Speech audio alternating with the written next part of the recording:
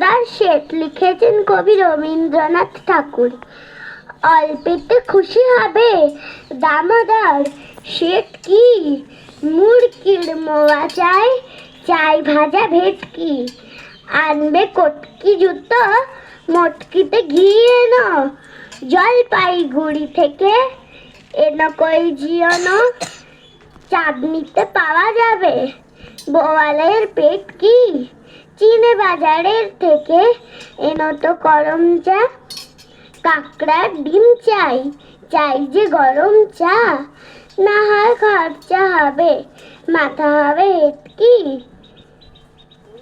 কলে মনে রেখো বড় মাপে করা যায় আয়োজন, কলেবর খাটো নয় 3 মন প্রয়োজন। নমস্কার। খোঁজ নিও ঝরিয়াতে জিলিপির রেট কি। নমস্কার।